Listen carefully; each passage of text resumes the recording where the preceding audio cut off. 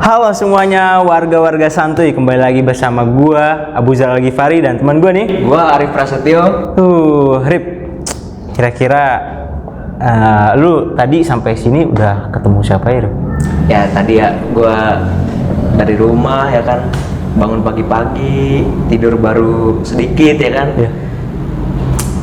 Mandi langsung lagi. Terus gue juga ya kan, rumah gue dari Cakung ya, Rip, ya? Dari Iya. Jaktim.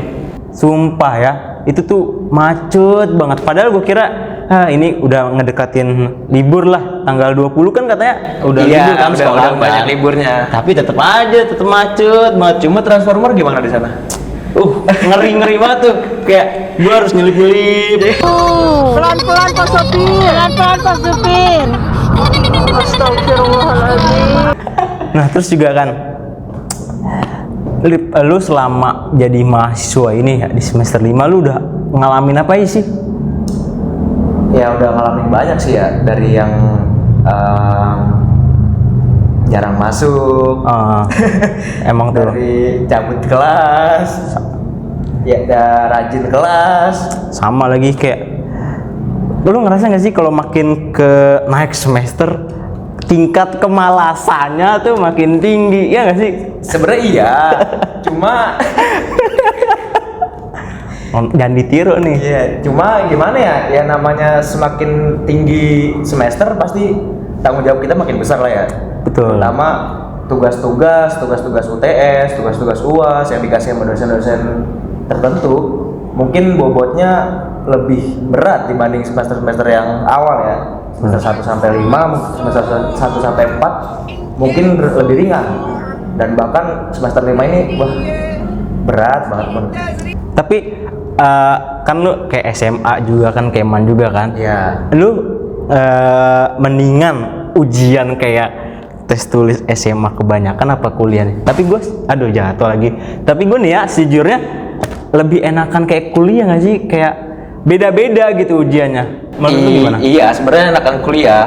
Cuma kalau menurut gue ya, kalau kuliah tuh lebih ke berat di tanggung jawab kita aja ya. Iya. Kalau SMA kan fix lulus nih, udah lu lulus. Iya. Ntar lu mau ke depannya mau kayak gimana ya bebas aja gitu, terserah masing-masing. Kalau kuliah kan yang nentuin kelulusan ya kita sendiri, siapa lagi gitu, maksudnya nggak ada yang bisa kebantu. Iya bener banget. Kayak kalau diri kita udah bodo amat sama perkembangan kita kan, Iya. orang-orang mah bakalan cuek, bodo amat ya kan. Iya. Udah sibuk lah urusin diri masing-masing lah. Makanya kayak gue sering banget overthinking tuh, Rip. Pasti itu pasti. Kayak bener nggak nih ya, gue udah ngelakuin hal-hal yang kayak ikut organisasi lah, aktif di kelas lah, ini gue bakal ngejamin gak sih kedepannya nih gue bakal jadi orang sukses atau kayak gimana ya kan? Iya bener. Kalau menurut gue sih ya percaya aja sih sama diri sendiri, berdoa sama Tuhan ya kan. Sama jangan lupa berdoa buat orang tua juga. Tapi gue lihat di TikTok ya sekarang ini rame banget nih fenomena bunuh diri, Rip. Nah iya, Makanya rame tuh. banget emang. Kenapa ya? Kayaknya di UIN ini kayak gue sejauh ini masih aman-aman aja ya. Alhamdulillah aman lah ya. Tapi kok di kampus-kampus lain ini agak lain, kayak banyak yang kena mental gitu. Iya. Kena mental. Apa ya tugas-tugasnya? Beratkah? Atau dari orang tuanya apa gimana ya bisanya tuh? Kayaknya sih kalau dari dipikir-pikir, dilihat-lihat lah ya. Mungkin dia mikirnya tuh, oh bunuh diri mungkin bisa nyelesain masalah nih Iya. secepat ini. Masuk surga.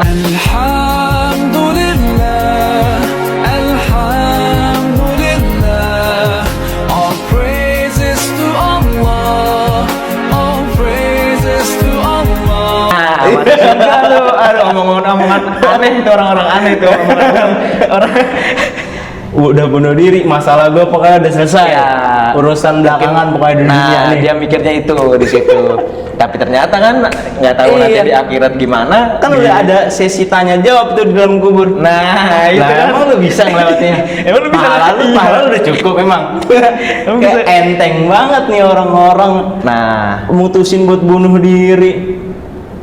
Mungkin gue juga ada beberapa pertanyaan yang ngeganjel dan juga ya kayaknya mesti ditanyain gak sih sama ahli kalau misalkan kita diskusi kayak gini. Ya harus sih. Kurang gak sih? Kurang. Iya, mungkin kita masih mahasiswa ya, masih Betul. harus ada yang lebih di atas kita gitu untuk menjelaskan. Apalagi ini berat ini materinya. Iya, makanya kayak sebenarnya keresahan gue juga dan mungkin dari lu juga kan ngalamin. resah, Makanya kita kayak tanya bareng-bareng ke salah satu ahli terkait Ya. psikologi dan teknologi komunikasi yang sedang ramai lah di kalangan Gen Z ini. Oke, kita langsung masuk ke sesi ngobrol bersama narasumber kita, Pak Fansobi.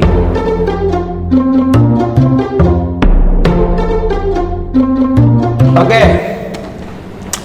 Kita udah terhubung nih ke Pak Fansobi. Ya Rip ya. Ini pertanyaan dari gua nih, gua mau nanya dulu ke Pak Obi terkait gimana sih Pak pengaruh paksaan buat kelihatan oke, kayak sempurna nih di sosial media, karena menurut saya nih Pak ada standarisasi yang dianggap sempurna gitu di sosial media, khususnya kayak TikTok dan segala macamnya. Itu apakah bakalan ngerasa sedih atau stres yang ngebuat tuntutan hal itu gitu? Nah, kira-kira gimana tuh Pak? Nah, saya juga gini nih Pak, resah dikit lah sama bunuh diri ini kan di TikTok, di Instagram, sosial media tuh rame banget. Coba gimana Pak? Oke, kita lihat kondisi sekarang ya, terutama teman-teman Gen Z ini, dimana sehari-harinya itu nggak bisa lepas dari media sosial. Ya, jadi apapun yang mereka lakukan gitu, apapun yang mereka putuskan ya, itu pasti dipengaruhi oleh media sosial ya. Entah dalam konteks apapun ya, misalnya dalam konteks bagaimana dia melakukan aktivitas sehari-hari gitu, bagaimana dia misalnya belajar, kemudian bagaimana misalnya dia bermain ya, kemudian mengeksplorasi dirinya juga berdasarkan media sosial, termasuk bagaimana misalnya dia menghadapi kendala-kendala dalam hidup dia ya, sehingga ada keinginan dari mereka untuk melakukan bunuh diri ya kan. Pertanyaan itu ya kan, hal yang paling pentingnya kan dari situ. Kenapa begitu? Mungkin saya akan bilang bahwa teman-teman generasi Z itu menganggap realitas sebenarnya ya itu ada di media sosial ya, padahal realitas sebenarnya itu ada di sekitar mereka gitu. Jadi teman-teman Gen Z ini kurang bisa membedakan antara realitas yang ada di media sosial ya dengan realitas yang ada di sekitar dia, sehingga fenomena-fenomena yang ada di media sosial ya, dalam konteks media sosial itu sering dianggap realitas sebenarnya ya, itu kondisi sebenarnya gitu loh. Nah itu teman-teman Gen Z itu sering terkecoh ya, sehingga misalnya ada fenomena bunuh diri, kemudian misalnya di-update di media sosial, atau mungkin ajakan bunuh diri melalui media sosial, itu mereka ikuti karena mereka terkecoh bahwa realitas sebenarnya itu ada di media sosial juga loh gitu, selain dunia sekitar. Kalau menurut saya sebaiknya generasi Z itu bisa membedakan gitu, mana realitas yang ada di media sosial, mana realitas yang ada di dunia sekitar mereka. Dan dan realitas yang real ya, yang nyata itu adalah realitas yang ada di sekitar mereka, bukan di media sosial. Ya, kalau tadi pertanyaannya bagaimana pengaruh media sosial, ya tadi itu sangat berpengaruh, sehingga mereka tidak bisa membedakan mana realitas maya ya di media sosial dengan realitas yang ada di sekitar mereka. Nah, akibatnya mereka menganggap bahwa ajakan bunuh diri itu itu adalah realitas yang ada di realitas sebenarnya. Jadi kalau ada yang ngajak bunuh diri ya ikut-ikutan, padahal itu kan cuma ada di media sosial.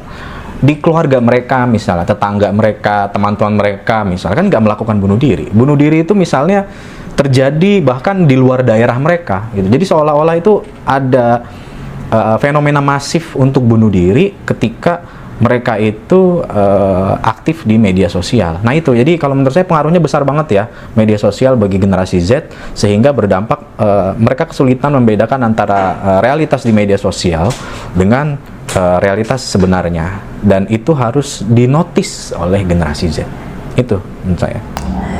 Nah, terus nih Pak ya, dengan banyaknya informasi-informasi yang diserap nih sama otak kita, Serap. dengan scroll Kayak terus Palestina diserap, berjam-jam, kasihan. ya kan, Sama sama istri Will ya kan, kayak kita tiba-tiba sedih, terus tiba-tiba seneng lah ngeliat video-video lucu. Itu mempengaruhi nggak sih Pak dengan informasi yang banyak dengan waktu yang singkat, terus ngerasa kita tertekan kayak ngeliat informasi perkembangan teman kita sendiri nih. Iya. Kayak udah dapet penghargaan. Nah, itu dia. Bisa jadi kan orang-orang ya insecure gitu maksudnya. Iya. Termasuk saya juga nih, Pak. Lumayan insecure kalau ada dapat teman yang teman ini berbakat banget, dapat penghargaan dari rektor segala macem, ya kan? Gimana Pak menurut Bapak? Iya, tadi nyambung ke realitas di dunia maya. Di dunia maya ya, itu di media sosial terutama, itu yang ditampilkan adalah realitas yang sempurna gitu. Nggak mungkin misalnya kita tampilkan di media sosial itu hal-hal yang buruk gitu. TikTok misalnya, ya kan pasti yang bagus-bagus, yang estetik gitu, atau yang lucu misalnya, yang apa namanya, ibaratnya yang mengundang like orang lain. Ya namanya mengundang like itu kan pasti harus yang bagus, yang ideal gitu. Nah, teman-teman Gen Z itu terkecoh, tadi balik lagi saya bilang ya, saya akan selalu ulangi itu, teman-teman Gen Z itu terkecoh bahwa di media sosial itu adalah realitas sebenarnya, padahal di media sosial itu bukan realitas sebenarnya, karena itu hal-hal yang sempurna gitu. Di media sosial itu kita selalu menampilkan hal-hal yang bagus, yang sempurna gitu. Jadi pada akhirnya kan kita membandingkan diri kita yang cuma misalnya apa namanya, remahan biskuit misalnya, ya jadi akhirnya kita ngerasa insecure gitu, ngerasa kecewa dengan diri kita. Kok saya nggak sesempurna misalnya teman saya yang kelihatan di TikTok gitu. Akhirnya kita membandingkan kan, karena tadi kita terkecoh ya, kita terkecoh bahwa media sosial itu dianggap sebagai realitas sebenarnya, padahal media sosial itu hanya menampilkan hal-hal yang bagus-bagus aja. Artinya itu nggak realitas sebenarnya ya, itu hanya sebagian kecil. Ya kalau misalnya saya bilang bahwa realitas itu 1 sampai 10 misalnya, yang di media sosial itu cuma 1 sampai 5 doang gitu. Jadi kalau mau tahu teman kamu seberapa bagusnya, itu kamu harus lihat orangnya langsung, biar kamu tahu 1 sampai 10 itu gimana dia orangnya. Kalau di media sosial itu cuma setengahnya atau mungkin seperempatnya, dan itu pun cuma yang bagus-bagus aja. Karena kan tujuannya satu tadi, mengundang like, ya mengundang views, mengundang komen, pasti yang ditampilkan bagus-bagusnya aja atau yang mungkin kontroversial gitu. Jadi hanya beberapa sisi aja, dan teman-teman generasi Z itu terkecoh ya, saya bilang itu terkecoh ya. Teman-teman harus mulai aware, generasi Z itu aware bahwa di media sosial itu bukan yang sebenarnya kok gitu. Jadi santai aja gitu, jadi ngeliat media sosial itu relax aja, dan sadar bahwa setiap orang itu punya kekurangan ya, punya masalah gitu.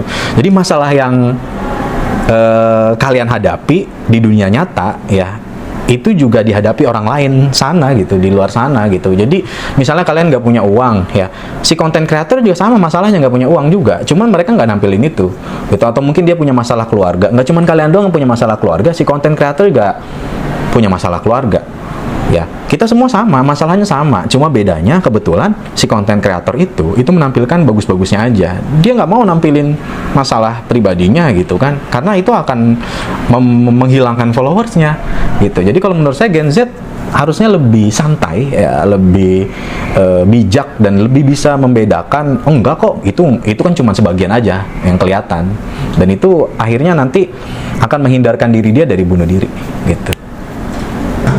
Nah, terus kan juga kita udah ngomongin sosial media nih Pak, kayak emang sosial media ini berefek banget buat jadi depresi Gen Z ya kan. Nah, ini sebenarnya ketidakpastian ekonomi yang dikatakan generasi sandwich, di mana orang tersebut harus memberikan rizkinya ke orang tua, ke anak-anaknya, terus ke saudara-saudaranya mungkin yang lebih membutuhkan juga, dan dimana di satu sisi dia juga ingin gitu memuaskan dirinya sendiri untuk hasil kerjanya ya kan, tapi nggak terpenuhi sepenuhnya. Dan apakah itu menjadi penyebab akan depresi itu muncul Pak?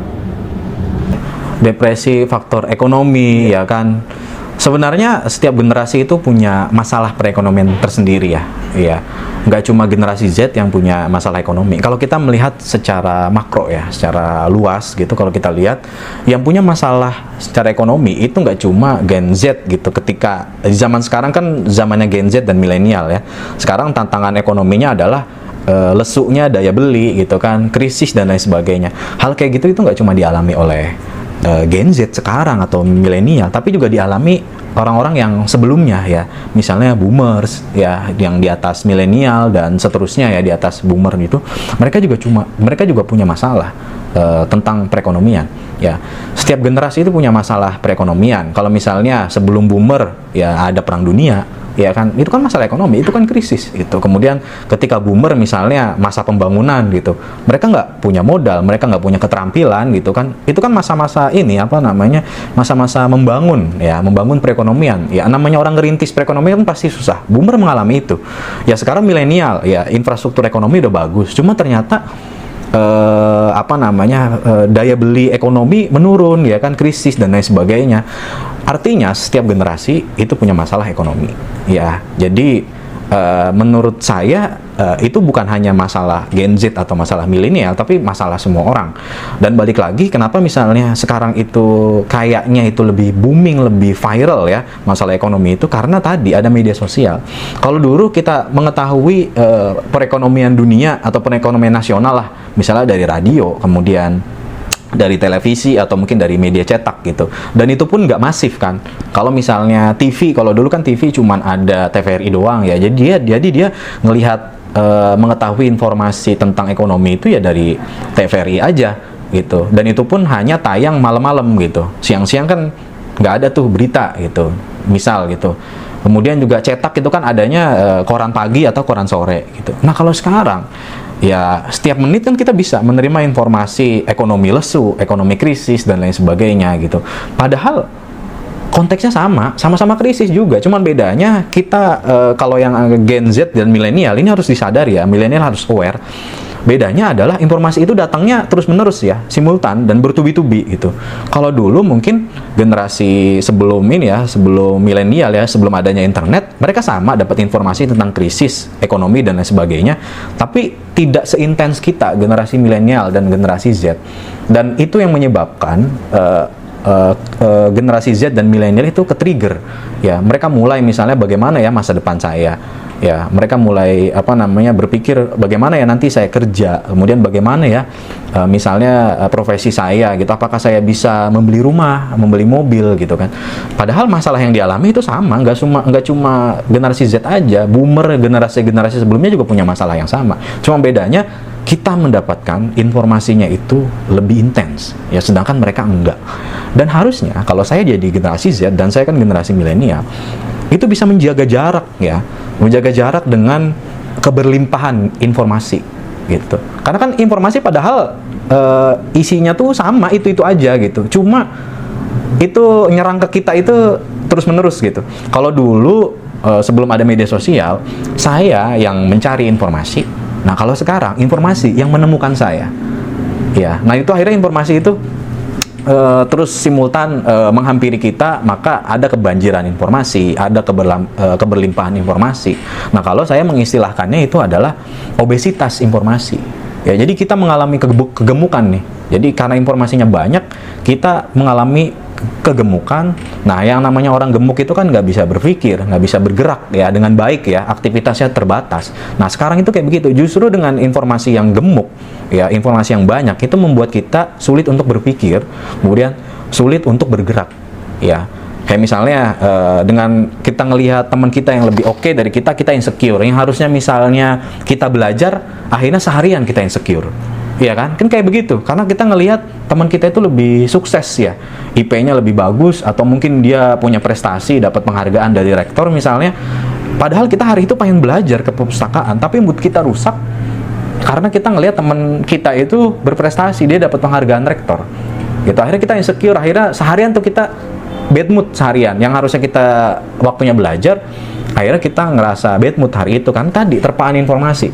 Jadi kalau saran saya untuk generasi Z dan milenial itu mulai bisa membatasi penggunaan media sosial. Itu kuncinya di situ.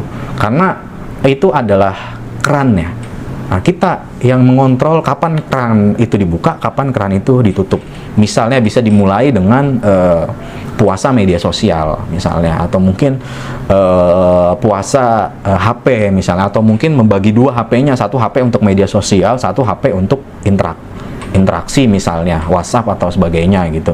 Dan HP yang khusus media sosial misalnya hanya dibuka di jam-jam tertentu. Atau mungkin yang lebih ekstrim lagi, misalnya teman-teman mulai mematikan akun media sosial. Ya kalau misalnya lagi banyak kerjaan nih, lagi butuh fokus, dimatiin aja akun media sosial biar kita nggak keganggu. Karena bagaimanapun kita manusia, kita makhluk yang emosional. Jadi kalau misalnya ada teman kita yang lebih berprestasi, ya itu kan ganggu ke emosi kita nih. Ya jadi kita yang harusnya hari itu semangat, termotivasi, tiba-tiba ngelihat teman yang lebih berprestasi, motivasi kita down. Kita emosional ya. Dan media sosial itu mengendalikan emosi kita. Ya, dia mengendalikan emosi kita, ya berhasil ya mengendalikan emosi kita. Jadi misalnya informasi tadi bikin kita insecure, bad mood, ya informasi kita emosional kita down. Begitu juga sebaliknya, kalau ada misalnya kita lihat teman kita ya kena kesialan misalnya, ya kan kadang sisi manusia juga kan ada ya, kita kadang merasa senang gitu kan, ternyata teman kita itu nggak lebih baik dari kita, motivasi kita kan naik akhirnya. Itu kan sebaliknya juga, media sosial kayak gitu ya, dia cuma misal ya, wah dia cuma tukang ojek aja nih kayak gue nih, bisa kuliah di UIN misalnya, akhirnya kita semangat. Itu emosional. Dan itu kalau menurut saya tadi kita harus mulai puasa media sosial gitu deh.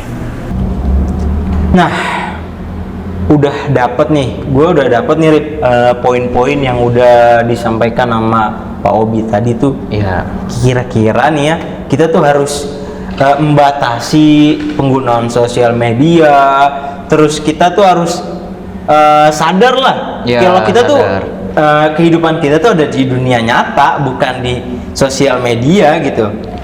Mungkin kalau ngebahas sosial media, ketika kita sibuk, bisa aja kita ngedeaktif sosial media kita. Iya. Mungkin itu juga salah satu cara buat menghindari itu. Ya, dan sebenarnya jangan sampai sosial media ini jadi habit lah ya, dimana kayak sebenarnya ngelihat HP itu penting gak penting, kayak nggak ada yang ngechat, padahal ngelihat HP itu jangan sampai ya kita kurangi penggunaan yang tidak perlu gitu, seperti menggunakan sosial media di waktu yang tidak tepat. Itu kan bisa mengatasi lah akibat kecanduan yang berakibat fatal hingga depresi dan ujung-ujungnya bunuh diri. Menurut gue sih emang dari zamannya aja sih, zaman teknologi yang dimana kita harus ngejar teknologi itu, bukan kita yang dikejar gitulah. Ya intinya kita harus ngejar dia, mau gimana pun juga. Handphone ini, smartphone ini, ya mau gak mau jadi habit kita sehari-hari untuk sosial media, segala macamnya itu. Chatting. Ya betul, lebih ke membatasi aja lah, Ya. memporsir lah. Jangan sampai kehidupan kita 95% selalu main di Gadget. sosial media gitu. Oke, jangan sampai ya teman-teman. Jangan Itu sampai, jangan bahaya sampai. banget.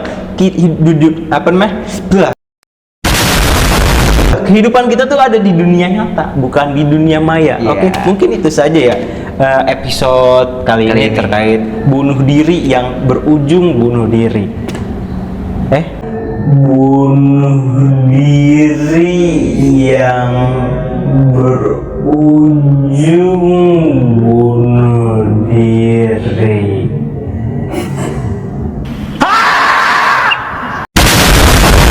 Oke. Depresi yang berujung bunuh diri. Nah, gitu. Oke, nantikan kembali lagi episode-episode yang lebih seru di Santuy Stories, ngobrol ringan, ngomongin kehidupan.